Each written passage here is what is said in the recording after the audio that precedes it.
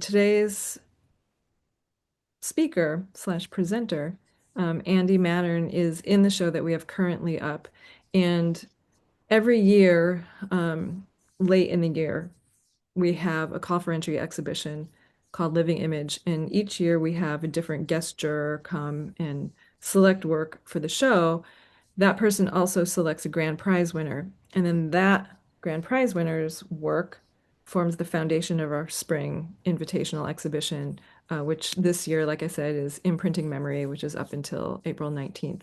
And so Andy was selected by Stieg Marlin Weston this year as our grand prize winner. And so the show that's up now was curated around his work. And we're really in for a treat tonight because we often have slide-based presentations for our light talks. But tonight, Andy's going to actually take us on a tour of his workspace and studio and show some of the source material for the work that he's doing, the work that's in our show, and just kind of give us some insight into his inspiration, his process, and all of that. So it's very exciting. And if you all who are in the audience tonight could pin him, so if you go to his rectangular image, up in the upper right corner, there is a triple dot. If you click on that, it gives you the option to pin him, which will make my face go away and make his face larger.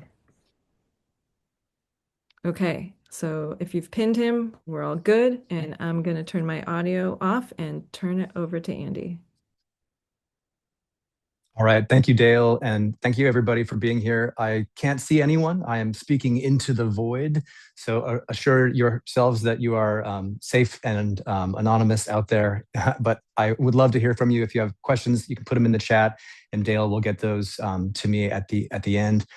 I'd like to just echo one quick comment, and that is my gratitude to the other artists in the exhibition and also to the curator, Stieg Marlin Weston, who is an incredible artist in his own right and a man who wears many hats in Norway with a variety of nonprofit activities and exhibition activities. So if you haven't seen his work, I highly encourage you to look at that as well.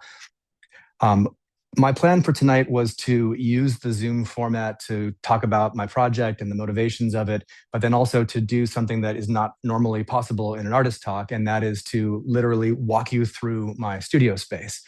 I've given many talks over the years where I have slides and I can show you pictures of those things, but it occurred to me, well, rather than sitting at my desk and having you look at me where I sit all day with my mouse, maybe you should see where I spend the rest of my time and get a better understanding of the ideas behind the project, but also how it's literally done. So I hope that that'll be educational, and it'll also inform the work itself. Here we are at my first show and tell station. This is the origins of the project and the research behind it that led me to the final objects, which we'll get to.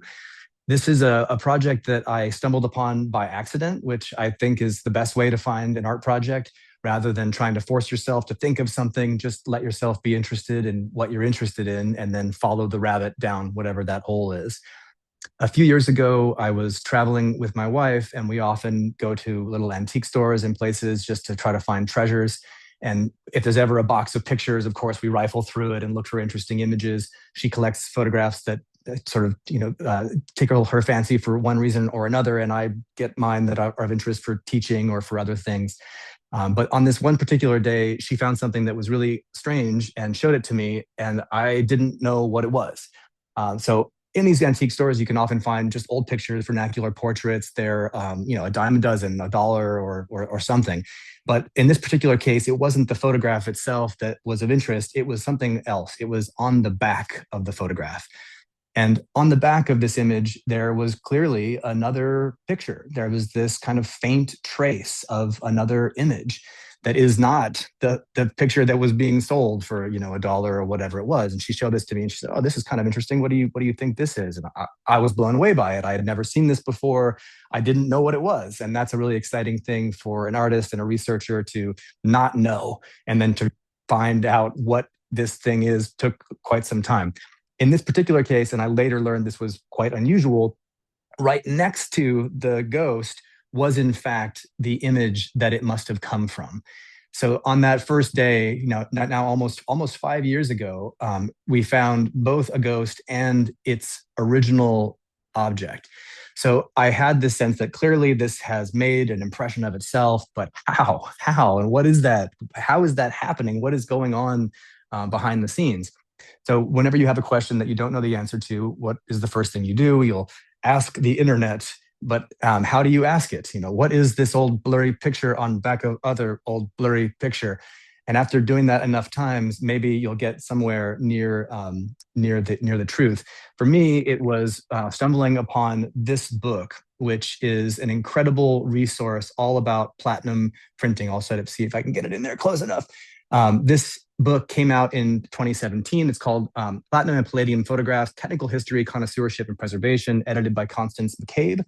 And as you can see from all of my little tabs on there, I have thoroughly looked through this to try to figure out what it is that's actually happening in the ghost. It turns out that these ghost images are a chemical reaction, a byproduct when the original photograph had platinum in it. So it was either a platinum type or it was an image that was potentially toned in platinum, but most likely it was that metal. And in this research, what they describe is how that platinum image can physically change paper that it touches, leaving that ghost image, which I found just absolutely amazing from a conceptual standpoint. And this became the kind of animating desire behind the whole project, was to somehow harness that autonomy of the photographs themselves, that here they are left in a box replicating themselves. That was never part of the plan. That was never the intention of the photographer or the sitter. It's almost like the medium itself had invoked this new kind of picture. Also in the research, some other details that just kind of blew me away and that have kept me going conceptually in this project. The platinum process was popular only for a relatively short amount of time around the turn of the century. It is considered still the most permanent of all photographic processes, but it fell out of use because platinum, the rare metal, was needed to make explosives leading up to World War I. And it turns out that that same catalytic, explosive, destructive power is the same feature that makes ghost images. And I'm captivated by that duality, that you have something that on the one hand can destroy or it can create. Other details from the research that continue to spin around in my head. They estimate through doing a variety of tests and trying to reenact this process. They estimate that it takes between 50 and 100 years for a single ghost to appear. But in that process, they've studied the ghost image itself and they've determined that it doesn't actually contain any platinum.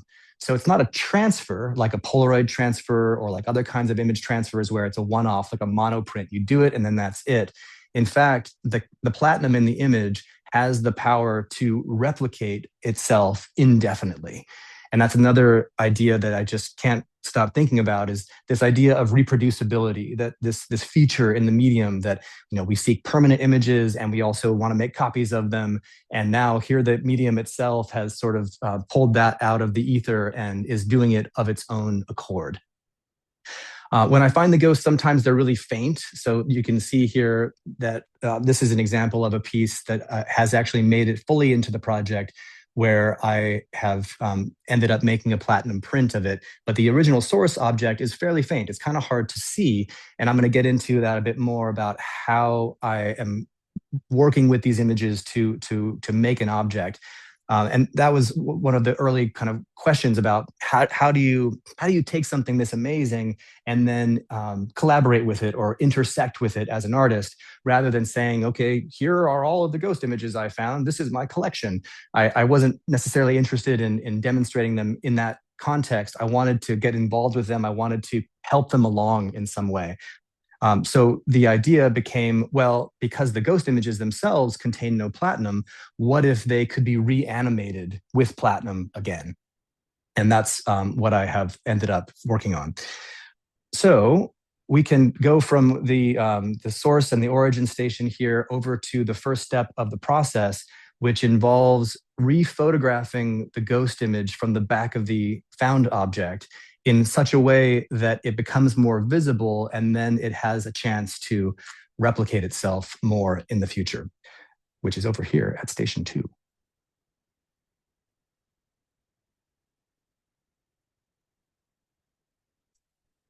All right. Oops. So here on my copy stand, I have built a table that is lit from the bottom so that when I have a found object, a ghost image in this case, and I photograph it on this stand, I deliberately overlight it from the bottom so that it effectively cuts out the shape of the object. And that's important for me because in the final pieces that I make, I want to show the whole edge of the ghost image, because the ghost itself appears kind of wherever it wants to, or at least that's how I like to think of it, that the ghost is on the page where it sort of ended up of its own volition. And as I'm photographing them, I'm positioning them in such a way that it is really only photographing the object, and the negative space around it just becomes a kind of pure white space. The other thing about this setup, and this is funny, in college, one of the first things that we learned is the importance of using two lights for even illumination of the thing you're photographing. And I've been doing that for years for different kinds of projects. But one day when I was working with the ghosts, trying to figure out how do I photograph these things to really be able to see them, one of my lights just was not behaving and turned off. But I kept on photographing and I realized that, oh, of course, I need to be lighting it from just one side to get that raking light that shows the texture and the contours of the object. But somehow, and this is still a little bit of a mystery to me, the ghost image itself, depending on where I'm lighting it from, tends to appear more visibly. So when I'm photographing them, I actually photograph them lit from many different angles, and then I'm making combinations in my digital work to optimize the visible qualities of the ghost. From here, once I have a digital image that I can start to work with, I take it over to my digital processing space at station number 3. Here is my standing desk in the studio, which it doesn't actually go up and down, so it forces me to be active. I'm often just moving between areas in the studio. And here I bring in the raw file, and just like any other raw file, I take it into Lightroom and I do all the things to try to make it more of what I want it to be. And then from there, take it into Photoshop. And there's a key step that happens at that point that was another one of those decisions along the way about how do I intervene with these things while still retaining their essence, but making aesthetic decisions that reinforce the logic of the project. So when I go into Photoshop out of Lightroom, I'm pretty much no longer making contrast and lighting type decisions. At that point, I'm really thinking mainly about scale. And this is something that has been really important in my work for a long time, thinking about how every photograph is a replica of something from the world, or it's a translation from the world. And part of that translation inevitably is changing, usually, the scale of the thing, making it smaller most of the time. If you photograph a landscape or a mountain or a building, of course, your picture of it is a littler thing of that. Or if it's a person, same thing. But depending on the size of the object you photograph, it is possible to have the photograph be the same size as the object, a one-to-one scale. And I think something really interesting and special happens in that space where the representation of the thing is as close to the real thing as possible.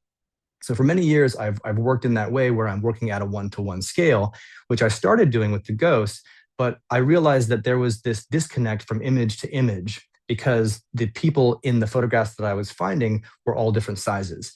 So the scale adjustment that I'm making in Photoshop is designed to make the people the same size from image to image in the platinum prints that I eventually make. And that process involves some measuring of heads. It's a little bit imprecise, but the idea is that when you finally see the cluster of images on the wall, they kind of cohere and come together and become a new group. So with that digital work done, I then produce a digital negative using just an inkjet printer, but with some wizardry that's taken me a while to figure out. I mean, this is another fun part of working in an analog process and of finding a process specifically for a project, is that I had to learn it from scratch. I had never done platinum printing. I had never had a reason to. And it was fun to try to go through all these technical steps and figure out how to correct them to get the results that I wanted, but all in service of that original conceptual idea about reproducibility and permanence, and this idea that the pictures have some kind of volition of their own. The medium has control that we never expected it to have. So making digital negatives, there are guides online that explain how to do it, and I followed all of those, and then it just never seemed to work. But finally, I'll share one trick with you here today. When printing digital negatives, I'm printing it on this material called Pictorico, which is a standard inkjet transparency material. And forever, when I was printing on this material, I would choose the settings that were recommended because that's what you're supposed to do. You're supposed to follow the instructions. However, invariably, what happened was the black areas of the negative, which of course will block the light while it's being exposed later, they were never quite black enough. And so the light was coming through them and my pictures were all muddy.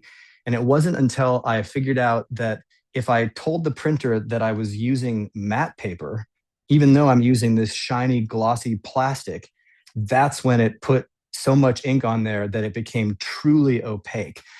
Which as an instructor, that always makes me nervous because I tell students, we have to do this just right, otherwise the ravens will descend and the printer's not going to work. Well, it turns out that this is an exception to that, and you can just lie to the printer and tell it it's matte paper, and then you get beautiful, rich, opaque negatives that are truly able to make the prints that I wanted. So once I have the negatives, I then can come over here to the chemical part of the process, which is also a whole learning curve. Platinum chemistry, I buy it from Bostic and Sullivan. They have all the different alternative process chemicals and instructions, and they've got great technical support. They're very friendly. I'm sure you can get it elsewhere, but Bostic and Sullivan has been my go-to.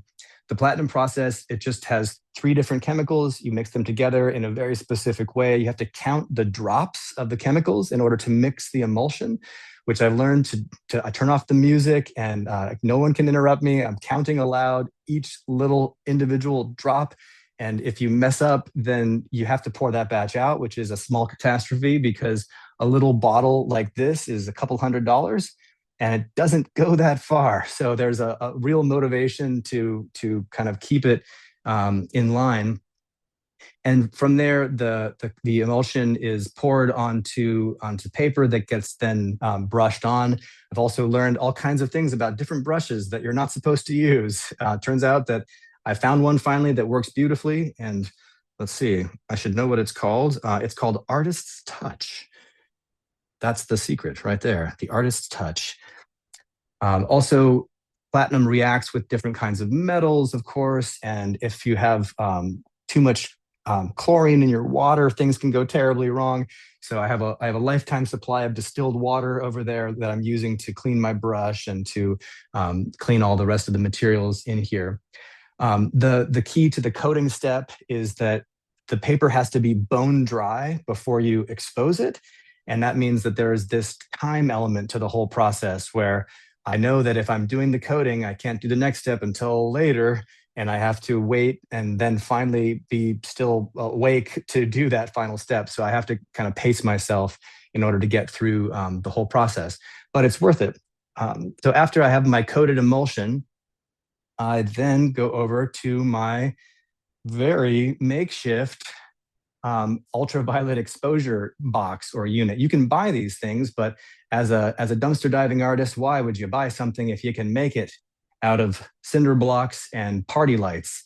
It turns out that the part of the UV spectrum that is needed for doing a lot of alternative processing and exposures is actually very close to some of these lights that you can buy for DJ activities. These are ADGI DJ lights. They actually are responsive to music, so I have to have that feature turned off. Otherwise, I have some problems in my exposure.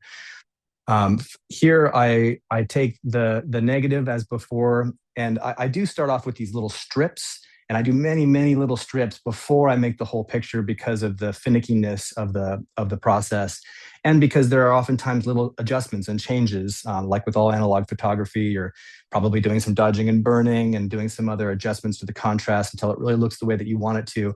at first, the ghost images that I was making were really dark and kind of murky. And then finally, through this iterative process, I was able to hone them and make them a little bit more light. I wanted them to feel like they were almost floating in a space, like an object still, but in fact, an image of that object. And I love that kind of contradiction. So with the negative on top of the coated material, this all gets locked down. And then I've just got my little party lights here plugged into a timer, and I can control exactly how long the exposure happens. Which, funnily enough, I've been using 12 minutes. That's my one exposure time. I don't change my exposure time. I just change the density of the negatives. And I did that on purpose so that I could just keep as many variables set as possible. And then after the exposure is completed, we go through a wet process, and it's kind of like the old days in the black and white darkroom with 3 baths, but it's not quite developer stop and fix. It's a developer bath and then 2 versions of a clearing bath. And this is also all part of a kit that Bostic and Sullivan sells, that you can do beautifully in the room light. It's something that you can't do under ultraviolet light, so the windows have to be closed. But I can have on room lights while I'm working. I have learned that certain fluorescents and certain LEDs contain trace amounts of ultraviolet, and that can cause terrible problems. So I've got things a little bit dim, but it's actually quite nice to be able to work in an analog space and not necessarily have to be in either the pitch black or even in the dim red, despite that still being quite romantic. So this process is relatively straightforward. You kind of can't overdo it in the developer, which is lovely. You know, in the old days with fiber paper in the darkroom, you're developing it and you're developing it and you're wondering, oh no, have I left it in there for too long? Here, it kind of gets to a certain level, and that's all it can do based on how much UV it had and the density of the negative. So that it's at this point, it's either going to come out the way you want it to or not. And if you need a change, it's going to happen with the negative, or I suppose you could adjust the time. But again, I'm 12 minutes ride or die for the rest of time. And then I end up with these paper test strips that I can evaluate and start to make decisions about if I need to reprint. Well, I'll have to reprint the full negative, or if I need to make adjustments to see certain features a bit more, or to push things back a little bit. And then the final part of it, which happens after everything is dried, is the print finishing. And that looks a bit like this. When I print the images, I have that deep dark black all the way around the edge of the depicted object, so that I have that edge of the found picture and then the ghost where they fell, so that it kind of has that floating quality, like I was talking about, and then it gets framed right to that edge in a white frame. So I'm trying to just kind of minimize the container and the presentation part of things to focus right back on the ghost object. And actually, this is the first time that these 2 ghosts here have ever been seen. So thank you for being here. You are the first viewers of these new ghosts. They're brand new. They just appeared. And they'll be in another show coming up after the Halide Project exhibition comes down. So I've got frames on the way for those, and I'm really pleased to have them emerge. When I show them, I'll also do it a different way. If I'm doing in a portfolio review, this is always something that I think about. You know, how do you give a viewer as close to the experience as you want them to have in a different context? So in an exhibition, that's one thing. Maybe you can get all your custom frames and put them exactly how you want them. But if you were showing a box of pictures and they're all different sizes, then how do you get that to work? My solution for that most recently was to mount the ghosts on this gray paper, so kind of like my gray wall here, and then each piece of paper is the same size. But as I go through the portfolio, the ghosts are all whichever size they need to be to have that figure appear the same-ish size from image to image. So that is the process in a nutshell. And you know, I guess I should say too that this work is in a continuum of projects that I've been focusing on for the last 10 years or so, where I'm using photography. I'm thinking a lot about photography, but I'm trying to find new ways of using processes. I'm trying to kind of mine the history and the process that I'm playing with, rather than kind of using it in the way that it's prescribed or that it has been focused on traditionally. And that's what becomes really fun for me is kind of pushing against those prescriptions or those assumptions and unpacking these other ideas that are kind of latent in the medium itself. Well, I guess we can walk over to I call it the camera museum. That's the final stop on the tour here. Oh, yes, Dale. Quickly, just before you leave this area, that Yeah, image yeah. that's on the wall that has the four kind Yes. of cutouts, what was that originally? Were those Yes. little frames that held individual images? This is a really special ghost that is brand new, and I'm very excited about it. This little girl ghost appeared on this page. It would have been a page from a photo album that had little cutout windows that would have fit perfectly cartes de visite or tintypes. And she just happened to land right in the middle of all four of these little windows. I think you're muted. Yeah. No, thanks. That's Yeah. it. It adds like a little bit of an architectural element to it, to the image that I haven't really seen in your other ones. Like the sometimes the details of the framing device are apparent in your final image, but that's the one so far that I've seen that's had that element like be strongest visually. Yeah, I mean that's something that I've been really on the hunt for now that I've been looking for these for several years. I'm really looking for ghosts that are doing something a little bit different from others that I've seen. So when I first started looking for them, I would just snap up any ghost that I could possibly find. But as time went on, I started to leave some where they were if they kind of repeated something from the series. I'm trying to see if I can find an example here in the portfolio. I mean, I love the range that's possible within these images. So on the one hand, there are times where the figure is almost disappearing, kind of just like a mist. And then there are other times when they are startlingly clear, where it almost seems like it was the intention all along. And yet there are these wonderful little moments of happenstance where the embossing from the other side intersects with the photograph. So it's something I love about this one, how it almost frames him, but it goes right through his face. So there's this kind of incorrectness to the compositions, but that I like to think is arguably correct by definition because the medium did it itself. So it's showing us how things are possible. This is a double exposure where there were multiple images that must have shuffled around over time. But again, going back to that research about the duration that a ghost is required to appear, that means that each of these different figures that are floating there would have had to been in contact for perhaps up to 50 years each, if not longer.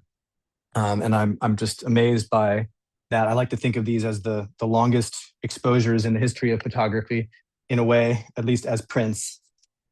There was something else that I was hoping to find here. Oh yeah, here we go. So there's something wonderful that can happen when I love where the ghosts land, but I also love when they intersect with other things. So in this case, this would be the graphic on the back of the image that must have been for the studio or the photographer, and just that those ideas about collage and happenstance and what we can control and the decisions that we make. I think they're all embedded in these found moments. Can I jump in with Yeah, one last question before yeah, um, we move along or go to the Q&A where everyone will be invited to ask questions? But in the beginning, you showed us some images that were pretty faint, and you said yes. you kind of, you had techniques to bring them out. So how, like, for example, the ones that you were just showing in the portfolio, how far from the original as far as kind of like density and darkness are those? Or are they pretty close to what the originals looked like? Well, I can actually give you an example of one here. Oh, I took her over here. Here she is. So this one here, I was showing before, is this woman, and she's beautifully situated on this embossing from the front. She was one that just came out over here that is much darker, which I allowed myself to do that. Here she ends up as the ghost print, um, because I'm trying to make them uniform not only in scale but also in visual appearance. So I think of the new platinum print as, you know, imbuing the metal back into the image. Like she was there. I didn't draw her. She was there. I just pulled her out by adding more platinum where it had originally been. So there is sometimes that much of a difference from the source object to the final print, and then occasionally they are quite visible. Even like this very first one, like she's pretty visible. So it varies a bit, but then that was the kind of artistic license of the project, was to make adjustments to imbue the logic of the project itself. Thank you. Yeah. Well, I'll just tuck us over here to our final location. See if I can squeeze in here. Welcome to the Camera Museum, where we can end our tour. And I'm happy to take any questions or talk about things more if anybody is interested in any particular aspect of this. Um, so here we are. If anybody has questions, you can put them in the chat and I'll relay them to Andy. There's also a raise hand function, um, which you can click on that and it'll show up on my end and it'll allow me to unmute your mic. So if you have questions that you want to ask with your actual voice rather than just typing it into the chat, you can use that to do so. Um, or like I said, feel free to put stuff in the chat. And while we're waiting for people to put their questions in the chat, do you want to talk about any of those cameras? Do you have personal stories with any of those cameras? Oh, I definitely do. Collector. You know, it's a funny thing about being a photographer, but also being in academia. People tend to give you cameras. This is a thing that happens, which I'm not complaining. It's fine. But there's also that thing about being an artist and kind of being actually only interested in particular things. So it's not just any camera. It's they're all for different reasons. Um, the Leicas were all family items that I inherited at one point. So those are all connected to an individual person. The most maybe significant one up here that I'll point to is the twin lens Rolleiflex. This one right here, which my grandfather gave me when I was 15, and you know that was kind of the impulse to get started in all of this in all of this work. When I was 15, there was nothing better than looking through the ground glass on the Rolleiflex and shooting with Agfa 25, and just, you know, can't wait till you get to the darkroom the next day and developing that film. Yeah. Looks like there's some questions coming in, but yeah, Dale, I'll need you to transcribe them for me because they disappear too quick. You're muted. Sorry, I'm trying to keep my face off of the screen by muting myself while I'm It's okay. talking. Vilma was asking the store where you could get the materials, so I put that in the chat for you on your behalf, Bostic and Sullivan. But then if you have any other sources for chemistry or anything like that that you want to share, like obviously feel free to. Sure. Yeah, I mean, I'll always plug Bostic and Sullivan. They've been so good to me. Whenever I have questions, I call them. Like I had this whole issue where I was getting all these muddy prints, and I called them, and they gave me all these things to try. I thought it was humidity, so I built this humidity box to add humidity to the paper. That was not it. It turns out that I had been using too bright of room lights, and that was where the trace UV was coming through. So I was just fogging all of my paper. It's the stupidest thing. But yeah, Bostic and Sullivan is wonderful. There's also the photographer's formulary. I think even B&H carries some of their stuff, but you can buy directly from them as well. But yeah, Bostic and Sullivan has been around for a million years, so they're kind of the original gangsters in the space of alt photo. Um, Greg is asking, you've chosen to go through a digital step in your process. Could you discuss why rather than staying purely analog? Yeah, it's a fair question. I mean, I think that Of course, there's the efficiency reason. It speeds things up quite a bit. The real the key to it is that when making these kind of prints, they really have to be contact prints.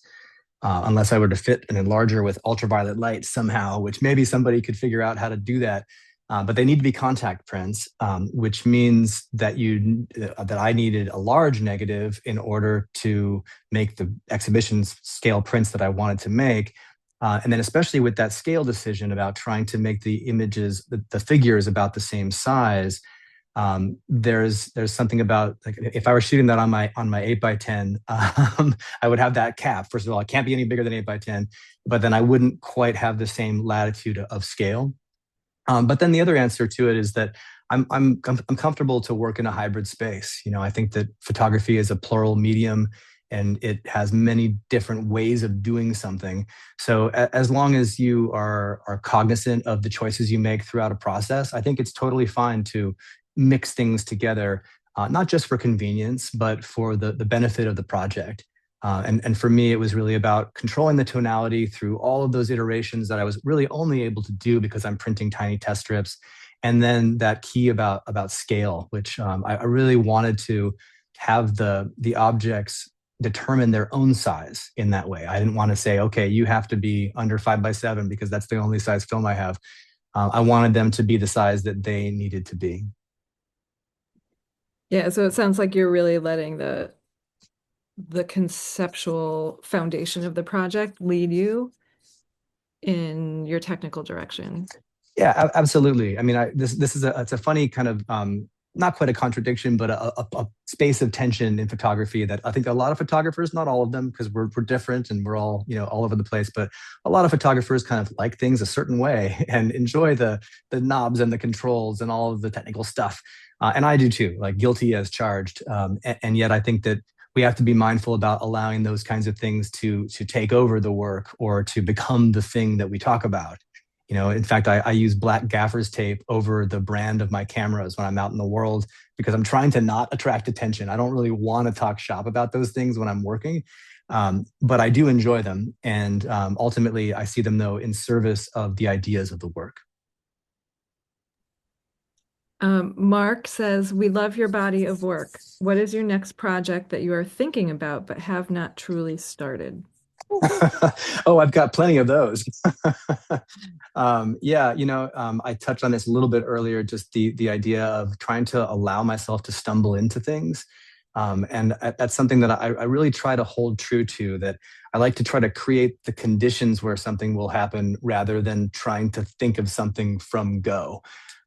There was a project that I was really excited about that I started to get a little bit of traction on, but sort of slipped away, and yet it's still in the back of my mind, and it has to do with the autochrome process, which is the first color process, the first direct color process invented in 1907 by the Lumiere brothers.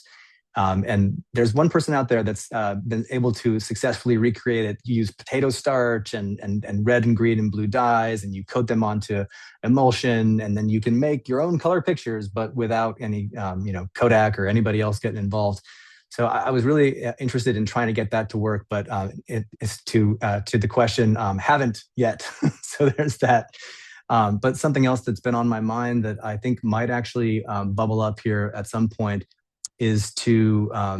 Yeah, so I'm now working more administratively in my job. I've been a professor for 10 years, but for the last 2 years, I have been a department head, which means that I'm spending a lot of time. I like to joke that my new medium is emails and spreadsheets. And the funny thing is that there is actually an aesthetic to these administrative documents and to the bureaucracy. So I've been looking at my color coded calendar and thinking about, like, oh, is there a way that I could extract an image from that somehow? And as soon as I can conclude all of my meetings for the academic year, I might be able to pursue that question. Sounds like your brain is always working. It is, and finding that balance is always the key. We have to give ourselves time to be interested in the things that we're interested in, and there's so many things that are always vying for our attention, and I don't have to list them for you. I think we all know. So I think the best gift you can give yourself is some trust, and just let yourself have that time. Get bored, dig in the boxes of old photographs, and if something speaks to you, don't ask why, just follow that rabbit. I love that. That could be a name of a future project. Follow that rabbit. Yeah. Does anybody else have any questions? You could use the raise hand function, like I mentioned, or just pop it into the chat. And while we're waiting for any last minute questions or comments, I want to thank you, Andy. It was really great. Like the presentation was a bit of a deviation from the normal Zoom presentation. So that was great to be able to walk around your studio with you and actually walk through the steps in your process. It was really interesting. And also hearing about kind of the backstory and how the project came about and how you think through like matching that technical aspect with the conceptual foundation of the work was really interesting to hear. So thank you. Great. Thank you. Yeah. Thanks for being in the show. Happy to be here. And thank you, Stieg, once again. Yes. Thank you, Stieg. Um, Also, like I mentioned, both Severine and Caroline, who you're sharing wall space with at Halide, will be doing these talks in the future in April and May. So if anyone is interested in hearing about their work too, please do go to that page on our website and sign up. Like I said, I will double check the time to make sure it's consistent. And um, yeah, thanks for everyone who made it. And thank you, Andy. Thanks, everybody. Appreciate it. All right. Good night.